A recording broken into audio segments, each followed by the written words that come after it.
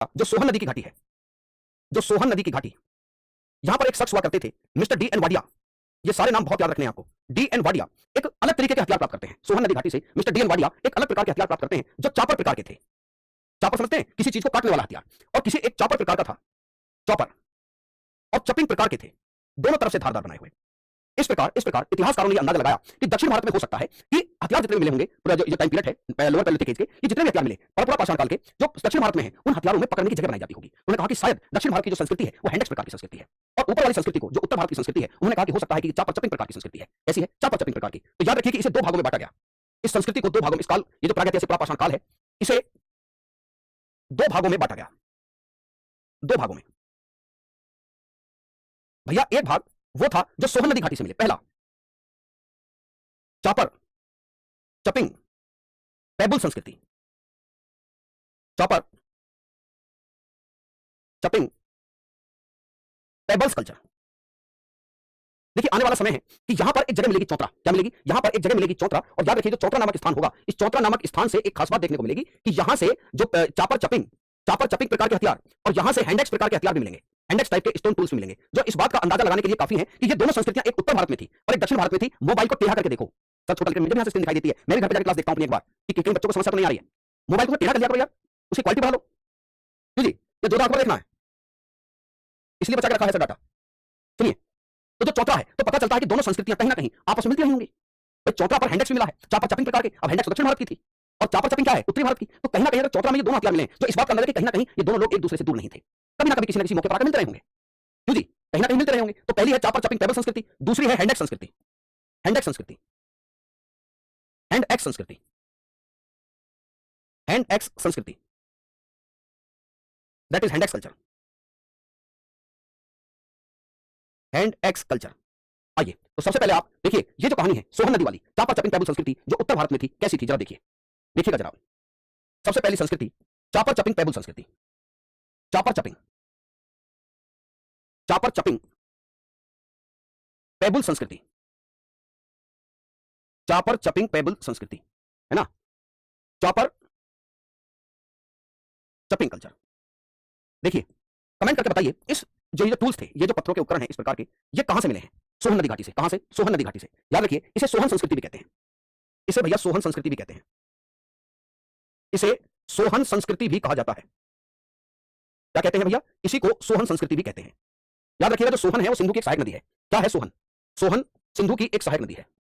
सोहन नदी सिंधु की एक सहायक नदी है भैया, सिंधु की एक सहायक नदी, इसीलिए इसे सोहन संस्कृति भी कहते हैं। अब देखिए सबसे पहले देखिए पेबुल क्या होता है? पेबुल, पेबुल क्या है? पेबुल क्या है भैया? पेबुल वो पत्थर हैं, पेबुल वो पत्थर हैं जिन पत्थरों से ये हथियार बनाए जाते थे। देखिए क्या होता है, जब कोई नदी फ्लो करती है, जब कोई नदी फ्लो करती है तो आपको पता है कि उसमें पत्थर भी आते हैं। और भैया ये जो पत्थर होते हैं ना, ये पत्थर शुरुआत में टेढ़े मेढ़े होते हैं ना पत्थर, लेकिन धीरे धीरे आते आते ये पत्थर ड्यू टू फ्रिक्शन, ये पत्थर भैया चिकने होते चले जाते हैं। ये जो चिकने पत्थर आखिर में हो जाते हैं, इन्हीं पत्थरों को पत्थर कह रहा हूं, इन्हीं पत्थरों को क्या कहा जाता है? इन्हीं पत्थरों को पेबल्स कहा जाता है। ये चिकने पत्थर हैं, क्या है? ये चिकने पत्थर होते थे जिन्हें पेबल्स कहा गया। ये स्मूथ पत्थर हैं, स्मूथ स्टोन्स हैं जिनको भैया पेबल्स कहा गया। एक पॉइंट और याद रखने का है कि ये स्मूथ कैसे बने? Due to friction. भैया ये घर्षण के कारण ऐसे हो गए। नदी में घर्षण के कारण जो चिकने पत्थर हो जाते हैं, है ना, पैडल नहीं होता, पेबल्स होता है। क्या होता है? पेबल्स। सब चीजें बहुत हार्ड लग रही हैं, नहीं, you have to take the interest, बस कुछ भी हार्ड नहीं है। इसमें क्या हार्ड है कि भैया इस टाइम पीरियड के लोग इन पत्थरों के हथियार बनाते थे, बात खत्म। ये कैसे पत्थर है? अरे भैया वो चिकने पत्थर है, वो नहीं आते? चिकने से पटिया, चिकने लड्डू, जा पड़े शरबत में लड्डू, टाटम टाट मंजीरा बोले लावी मेरे मन की डोर, है ना, हमारे चलता है। तो जी ये क्या है? ये वो चिकने पत्थर हैं जिन्हें पेबल्स कहते थे। और ये जो ड्यूरेशन है ये भी याद रखिए, 5 लाख साल से 5,50,000 बीसी तक का ड्यूरेशन है। 5 लाख बीसी से 50,000 बीसी तक का ड्यूरेशन है। ये पेबल्स हैं। क्या है ये? पेबल्स। उम्मीद करता हूं बात समझ में आई। चिकने से पटिया, चिकने लड्डू, जा पड़े शरबत में लड्डू, टाटम टाट मंजीरा बोले लावे मेरे मन की डोर, झांझी में लगाई जाती है हमारे यहां से।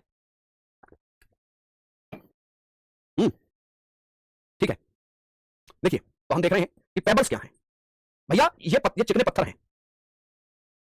ये चिकने पत्थर हैं जो नदी के घर्षण से बने हैं, जो नदी के घर्षण से बने।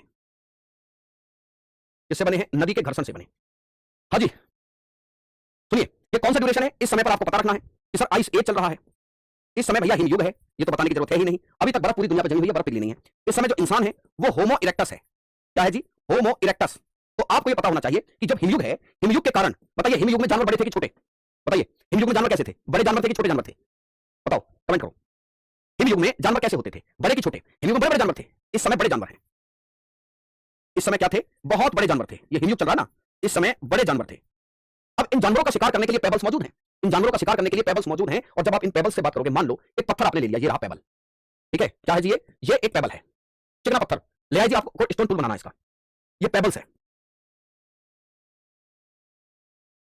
क्या है भैया? That is pebbles. समझ गए? बड़े जानवर थे, बड़े जानवर, बड़े पत्थरों का प्रयोग। हमने कहा कि भाई देखो, हमने इन बड़े पत्थरों को, इतना बड़ा पत्थर सिर पे लेकर नहीं चल सकते थे, इन पत्थर को तोड़ा गया, ऊपर से फेंका तो पता चला इस पत्थर का हमने ये वाला भाग अलग हो गया, इस तरीके से। कोई भी आप पत्थर फेंको, कोई भी पत्थर फेंको आप, उस पत्थर, तुम ईंट ही फेंक के देख लो, ईंट क्या होती है? ईंट ही भैया साइड में से टूट जाती है। जब तुमने इसको पटका तो इसके ये वाले भाग अलग हो गए। कौन सा भाग बचा? इसका ये वाला भाग बचा, जिसे कोर कहते हैं। इनको फलक कहा गया है, कोर, फलक। अब मुझे कमेंट करके बताएगा, जिससे पूछूंगा, जो बच्चा क्लास में बात कर रहा है उसी से पूछूंगा। भैया मनोज जांगिर साहब बताएंगे, इन बड़े जानवरों का शिकार करने के लिए तुम कोर का प्रयोग करोगे, फलक का? कमेंट करो।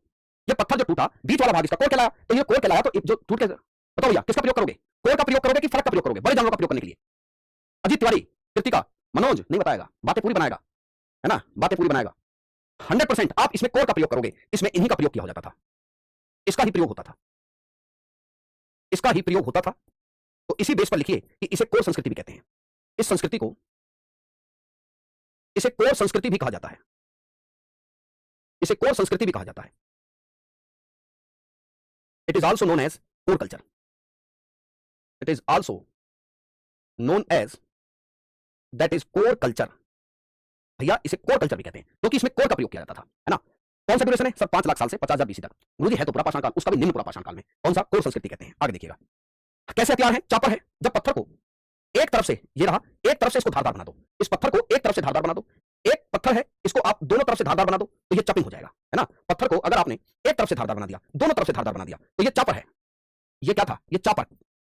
दोनों तरफ से धारदार बना दीजिए, ये चपिंग है। कौन सा है भैया? ये चापर है, एक चपिंग है। हाँ जी ठीक है, ये चापर, एक तरफ से इसमें धार बनाई गई है, एक तरफ से इसमें धार बनाई गई है, और चपिंग में दोनों तरफ धार बनाई गई है। इसमें भैया दोनों तरफ धार बनी है। और ये किससे बने हैं? पेबल से। पेबल का भी कौन सा भाग? गुरुजी कोर वाले हिस्से से। किससे? कोर पार्ट से बनाए गए हैं, इसीलिए इसे कोर संस्कृति कहते हैं। तो ये कौन संस्कृति है? ऊपर वाली संस्कृति, इसे सोहन संस्कृति कहते हैं। क्या कहते हैं? सोहन संस्कृति भी कहा जाता है। अब आगे देखिए, एक संस्कृति हैंडेक संस्कृति है, जो दक्षिण भारत में मिलती है। समझ गए? बात समझ में आई?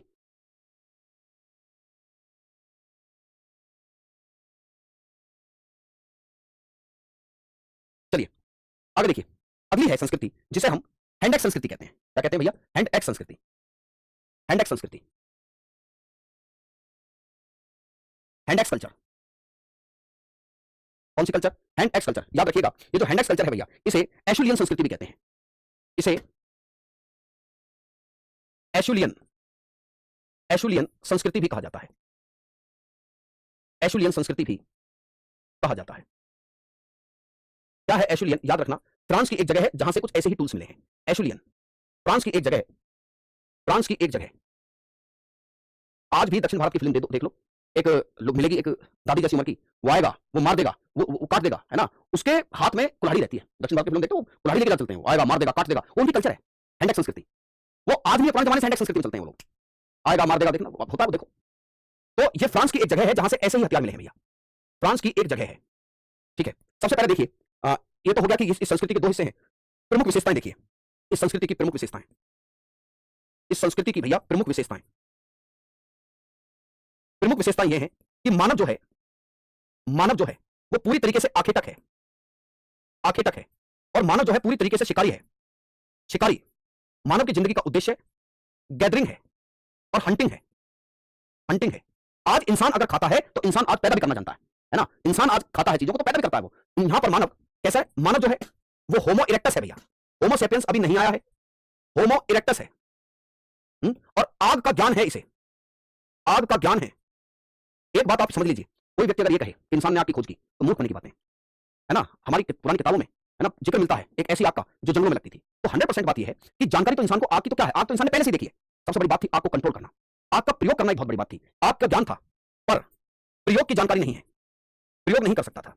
याद रखिए, पूरी तरीके से उपभोक्ता है, हर चीज को खाता है, पैदा नहीं करता। आज इंसान अगर गेहूं खाता तो गेहूं पैदा नहीं करता है। इंसान आज उपभोक्ता तो है ही, प्रोड्यूसर भी है ना। पूरी तरीके से कंज्यूमर प्रवृत्ति का है। मानव जो है इस समय पर पूरी तरीके से उपभोक्ता है। मानव उपभोक्ता था, पैदावार करने की क्षमता इसके अंदर नहीं थी। आज मानव पूरी तरीके से उपभोक्ता था भैया, आज जैसी स्थिति नहीं है। आज क्या स्थिति है? आज इंसान पैदा भी करता है चीजों को, ठीक है। भीमबेटका में देखिए घर तो नहीं मिले, लेकिन कहीं ना कहीं छप छुपाने की जगह इंसान ढूंढता था, वो उसे गुफाओं में मिली। भीमबेटका की गुफा है ना, क्या है भीमबेटका गुफा? याद रखिएगा, जो भीमबेटका केव्स है उसमें चित्रकारी तो बहुत बात की बात है। आप चित्रकारी पेंट करना तभी तो करोगे जब तुम थोड़े फ्री हो जाओगे। अभी तो तुम्हारे सामने मैटर ऑफ सर्वाइवल है, तुम युग है, तुम्हें शिकार करना है।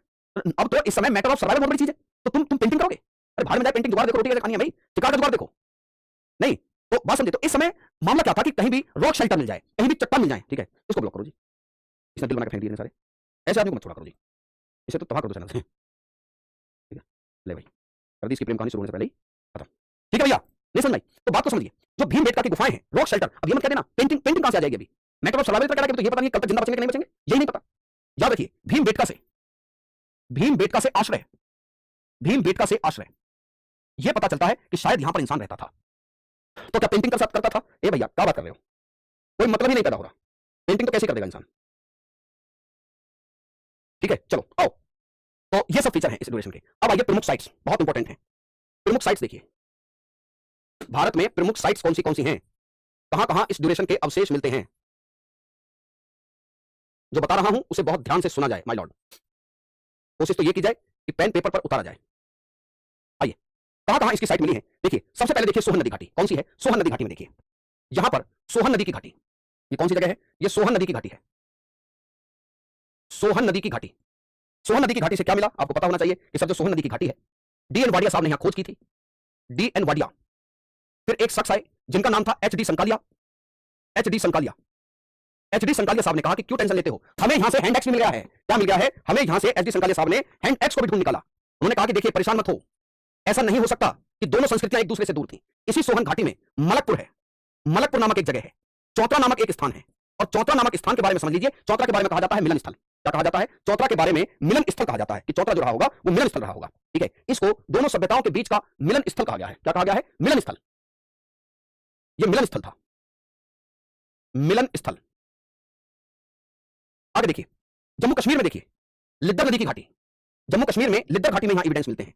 कौन सी है जी? लिद्दर नदी घाटी, जम्मू कश्मीर, लिद्दर नदी जम्मू कश्मीर में मिलता है एविडेंस, ठीक है।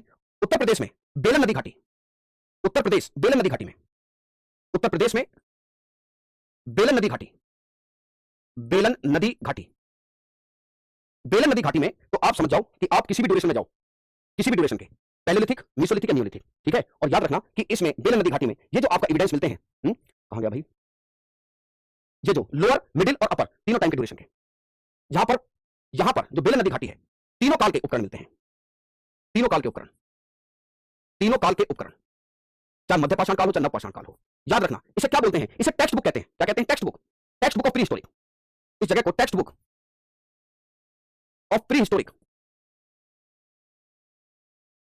आइए साहब, मध्य प्रदेश में देखिए, मध्य प्रदेश नर्मदा नदी की घाटी, मध्य प्रदेश से यहां से मिलते हैं, नर्मदा की घाटी से, नर्मदा की घाटी से मिले हैं भैया। यहां से मानव की खोपड़ी मिली है भैया, कहां से? हथनौरा ग्राम से, हथनौरा ग्राम से, ठीक है। क्या आपका डाउट है? पूछिए एक बार, परेशानी ज्यादा नहीं होनी चाहिए, ज्यादा परेशानी होनी नहीं चाहिए, कोई डाउट हो तो पूछो। आपका जो है ऊपर चला गया था डाउट, एक बार मुझे दोबारा पूछ लीजिए, दोबारा पूछ लो, दोबारा बता दूंगा मैं, दोबारा बता दूंगा। यूपीएससी का एग्जाम देना है क्या? हमें आज तक नहीं पढ़ा, ये सब आप क्यों पढ़ा रहे हो? Please reply me, genuine question है, समस्या यही है, एक्चुअली समस्या यही है।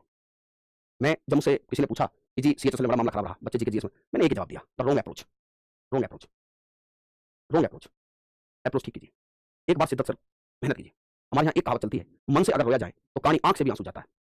जो आंख कानी हो जाती है उसमें आंसू नहीं जाता, लेकिन लोग ये कहते हैं कि अगर बहुत शिद्दत से तुम रो रहे हो तो उस कानी आंख से भी आंसू जाना तय है, उस कानी आंख से भी आंसू जाएगा, याद रखना। लेकिन अगर आप नहीं ऐसा कर पाए तो गड़बड़ हो जाएगी। चलिए, मानव की खोपड़ी, और मैंने आपको कल भी बता दी थी ये बात कि ये जो मानव की खोपड़ी है भैया, ये होमो इरेक्टस है। क्या है जी? होमो इरेक्टस। मैंने बताया था ना कि 30 साल की महिला की खोपड़ी है, 30 साल की महिला की खोपड़ी। और यहीं से भीमबेटका, भीमबेटका, अब ये बार बार मैं लिख रहा हूं, मद्रास से पलवरम, तमिलनाडु के मद्रास से पलवरम नामक जगह से, तमिलनाडु से पलवरम नामक स्थान से, पलवरम, वरमदुरै, अतिरमपक्कम, और यहां पर महाराष्ट्र से बोरी और नेवासा, महाराष्ट्र से बोरी और नेवासा ये स्थल है, महाराष्ट्र से बोरी और नेवासा स्थल है। तो दीज आर द साइट्स, भैया ये वो साइट्स हैं जिन साइट्स पर इस ड्यूरेशन के जो है चीजें मिलती हैं, है ना, ये वो साइट्स हैं, है ना। उम्मीद करता हूं बात आपको समझ में आ गई। ठीक है, तो ये टाइम पीरियड कौन सा रहा, ये रहा आपका निम्न पूर्वापाषाण काल। ठीक है, इससे आगे हम नेक्स्ट क्लास में डिस्कस करेंगे। ठीक है, इसके आगे हम नेक्स्ट क्लास में डिस्कस करेंगे। ओके, उम्मीद करता हूं आपको चीजें समझ में आई हैं।